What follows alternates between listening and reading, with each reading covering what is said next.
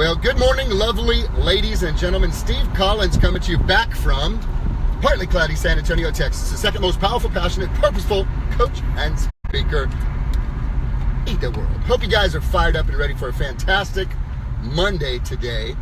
And today we're going to talk about a fascinating subject. You know, part of the joy that I have in this coaching career is helping people come to a place where we are able to address what they really do believe at some point in their life to be a hindering factor or something that keeps them from being able to achieve or accomplish what is possible for them.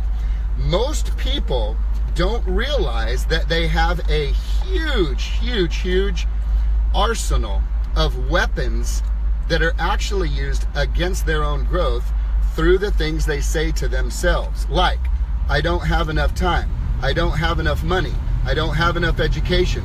Well, if I just knew the right people, if I was skinnier, if I was fatter, if I was lit, if I was huge, if I was popular, all of the excuses, the garden variety excuses that come to ultimately rob someone of taking the necessary action to decide to move forward, to change their life for the better. So let me just address one of the most common ones that I hear when people meet Angela and I. By the way, we just got back from a little getaway, and on that getaway we kept to our normal routine for the most part, which was waking up early. I am normally up, Angela is normally up at 4:20 in the morning. This, by the way, is a shock to the average human being.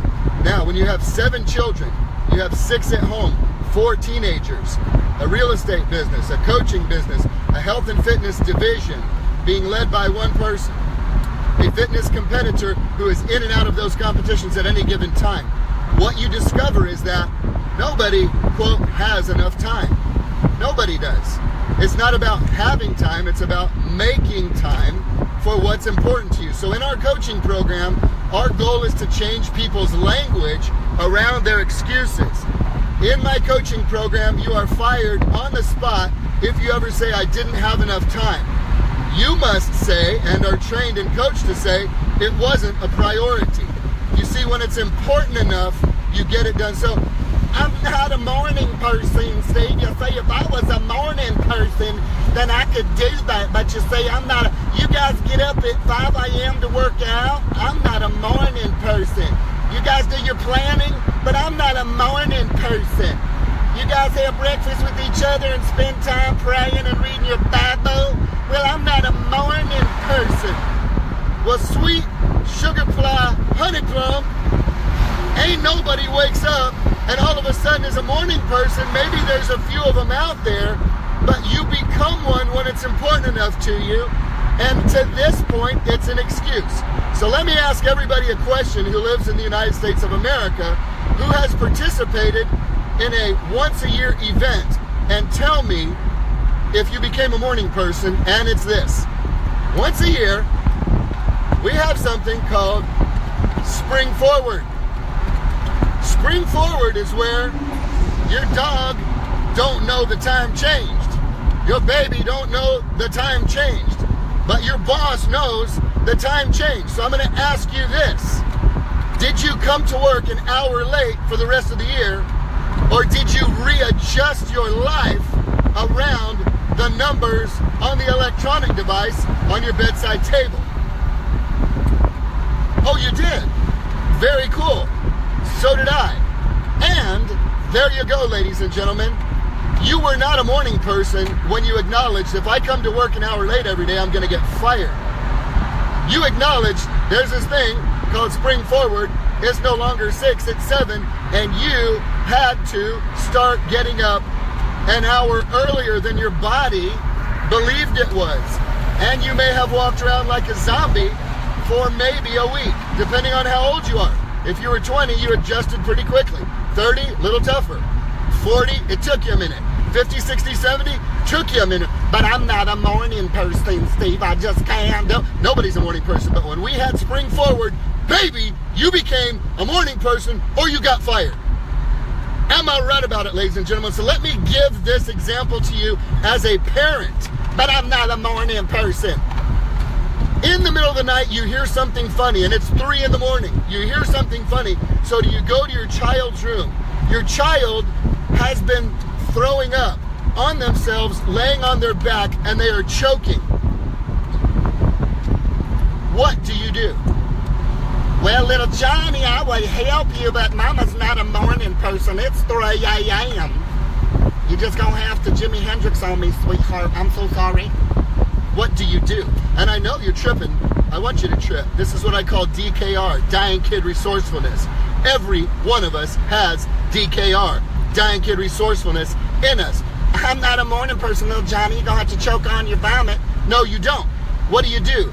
You pick up little Johnny. You run him to the bathroom. But that's when you notice that he's unconscious. So what do? You get on the phone to call 911, but you realize the phone lines are out. You get on your cell phone and you figure out how to call 911, and you realize that there's no cell signal. Your phone is dead. You run downstairs, you get in your car, your battery is dead.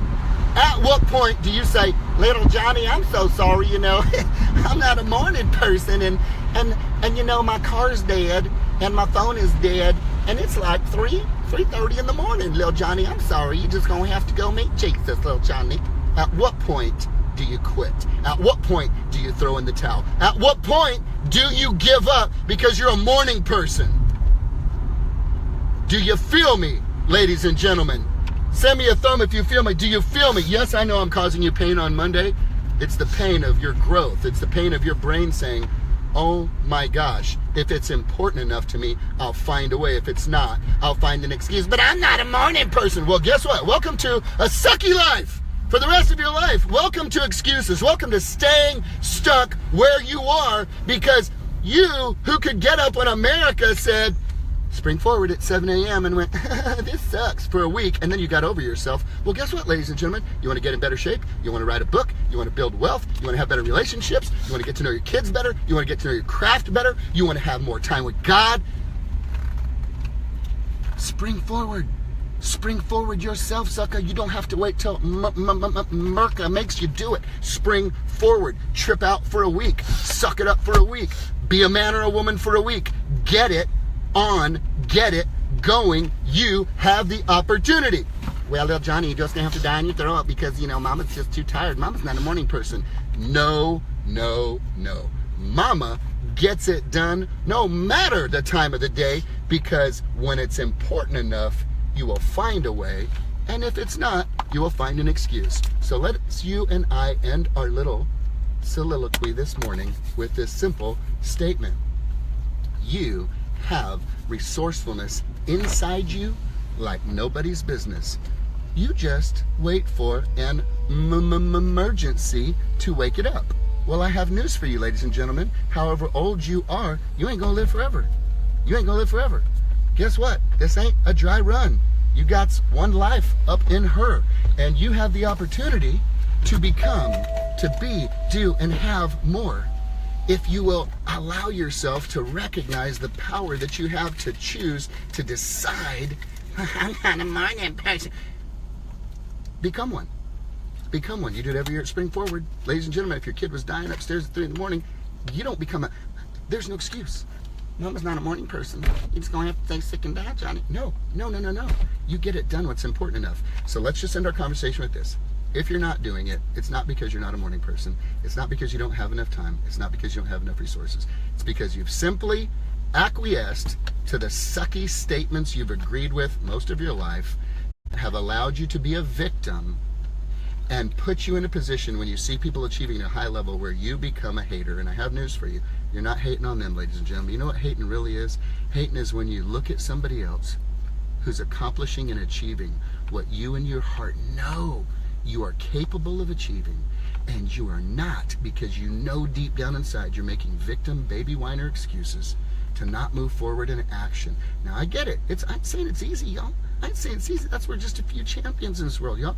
But I'm telling you, you have the potential. You have the potential. You were born to win. You were born. You were endowed with the seeds of greatness. God don't make no junk. Your life can be bigger than it is right now. And at some point, you just have to recognize that when you see somebody accomplishing what you're not accomplishing, you're not a hater on them. You ain't hating on them. That's why I love haters, man. I feel bad for them. Because what you're really hating on is you're hating on yourself.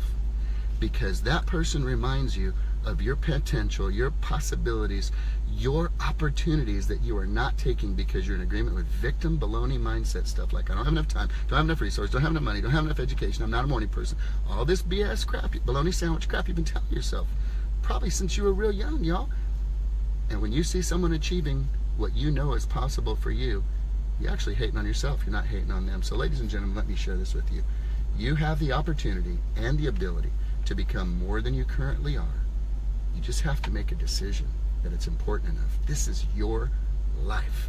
Let it be as important to you as it is to me when I see you out there in Facebook land.